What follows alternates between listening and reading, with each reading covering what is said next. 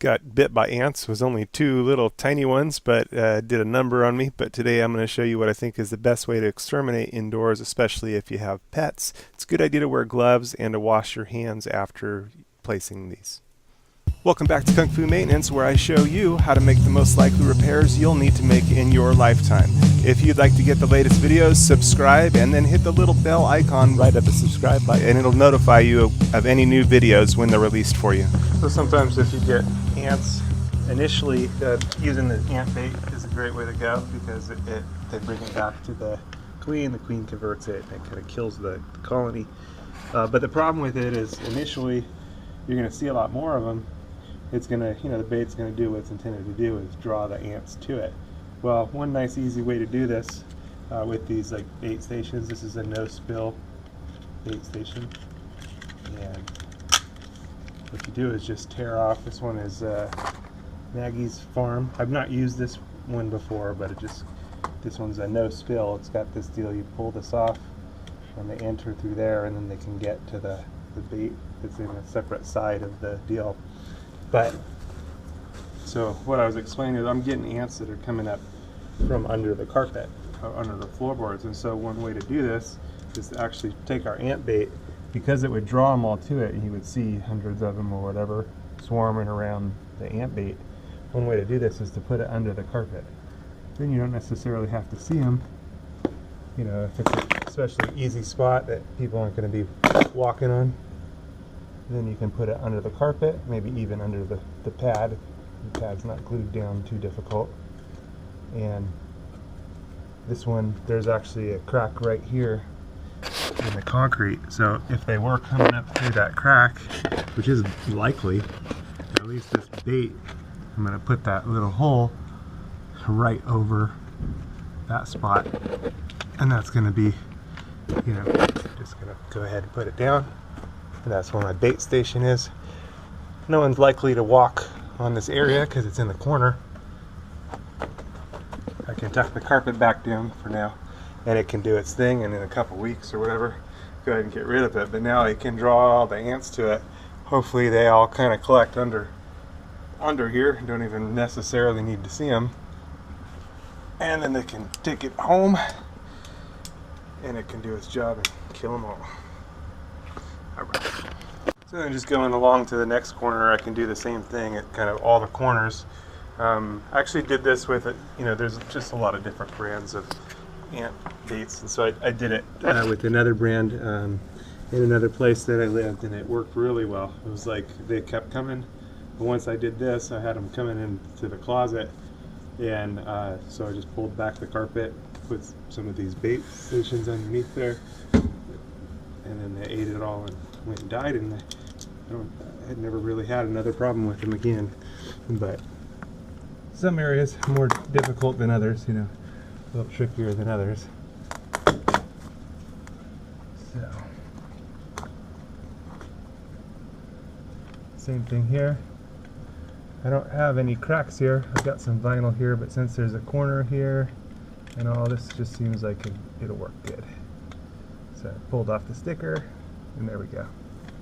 Another thing I like to do sometimes is, because some ants develop resistance, sometimes I like to use two different brands, maybe that use different chemicals, different pesticide, and use two different types of bait stations. So I've got another one. This one was a cheaper one. This one's called the Eliminator. These are also bait stations, but it destroys the queen and the whole colony. This lasts for up to 3 months. So what I like to do sometimes is take it and put it in the same area. This bait's already calling for it, and then now we'll have a second bait calling for it, and that way if one of them doesn't kill them, the other one maybe will do the job. It doesn't give you that testing ability to know which one actually did the job, and maybe they both did the job, but it's cheap enough. And these have this sticky back paper that you don't actually need to remove, I believe.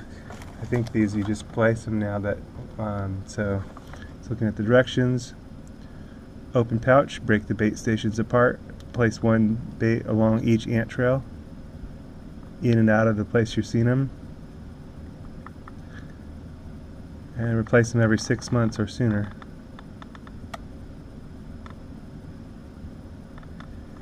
And this one you can use indoor or outdoors, so that's pretty cool. Anyway, there's nothing you need to peel apart or anything. Once you open the seal, it's ready for use. So, again, this is a way to kind of do a little double whammy. And there we go. And again, it's in the corner where no one's really going to step or walk, and just a nice, easy way to do it. I'll go ahead and even add, I don't know how many I have or need. I can add another one with the other area. I kind of like this area because it had that crack in the floor, so I'm going to go with that. Adding one over there. I'm going kind of along that deep. That's where actually, I can get in over here. So this is where they were seen. Yeah. Oh, there they are, right there. Found them all. Right there, those little boogers. So what we'll do is go ahead and put this in right here, right where they're at.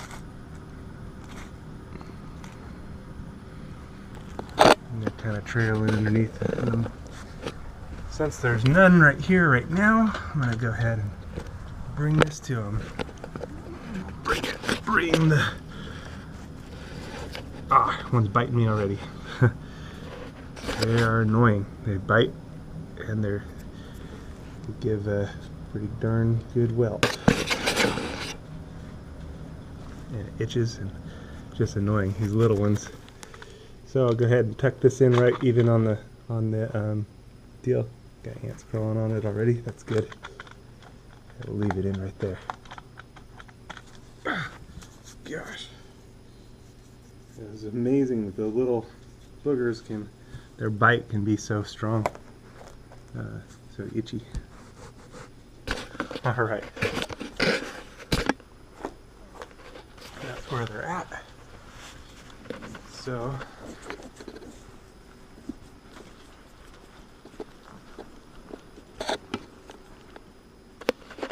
See if I can pull this side up and do the same thing here. Add.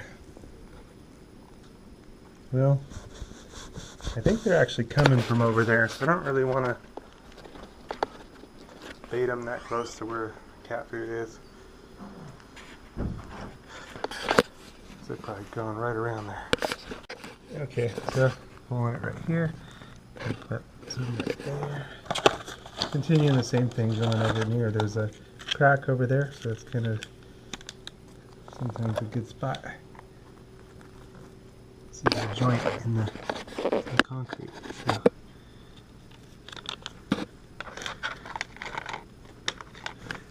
Track right there.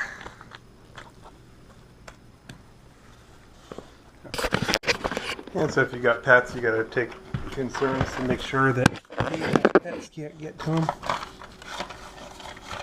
So just putting them in places that they cannot get to.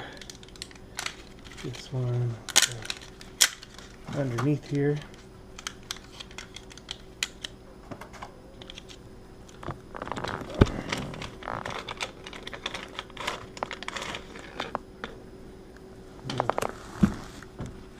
Actually, right here under the dishwasher. Right there. Oh, there's an ant right there. Looks like he's running right for it. That was fast. So that's good. So put it right around the trail. Just putting it far enough back that the dog can't get to it.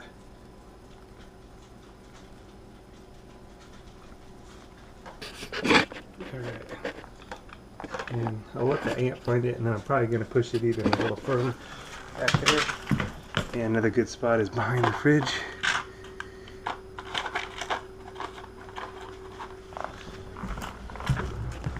Same thing, far enough back that the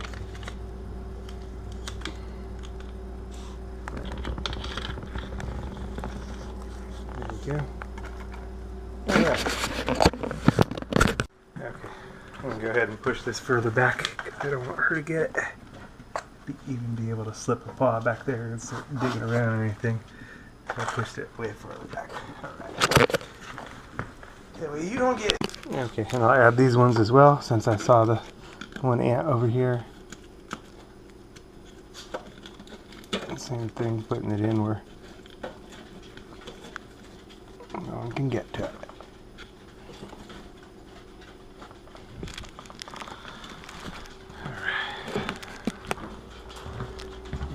Put another one back here. That'll be good. Alright.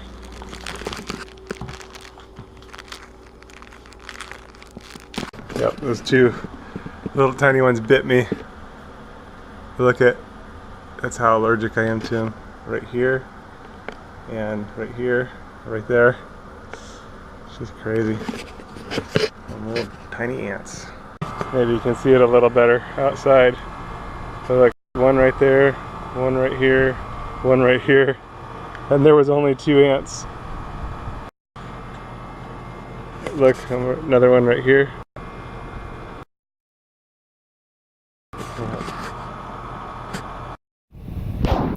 Alright, so you can see right there.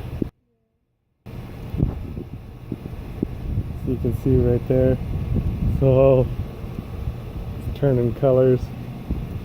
And on my wrist, right there. Crazy. Okay, here it is the next morning, following up on this area.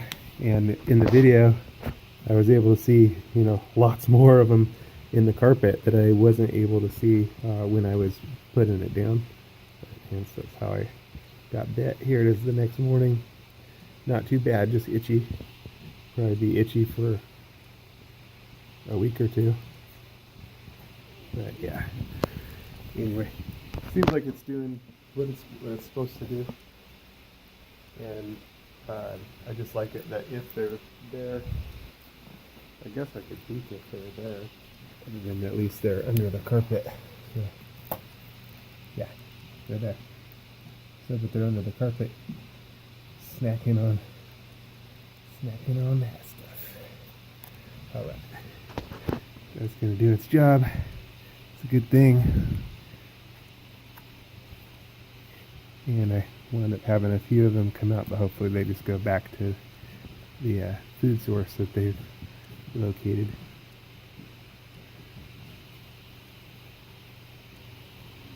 Alright. I have to tell you don't want to do is use Raid or something, a spray that would just kill them all, because you actually want them to be able to bring the poison back to the queen. But if you did want to keep them from going to another area, a couple things that work: either Windex, the ammonia in the Windex will a clear Windex, or another window glass cleaner. They don't like it; it like melts their backs. Or liquid dish soap, mixed with some water in a spray bottle. You can spray that in better control. Like if you had cat food out or something, and you didn't want them to get to the cat food, but you knew you had the bait station. Like I've got the bait station right on the other side of this wall.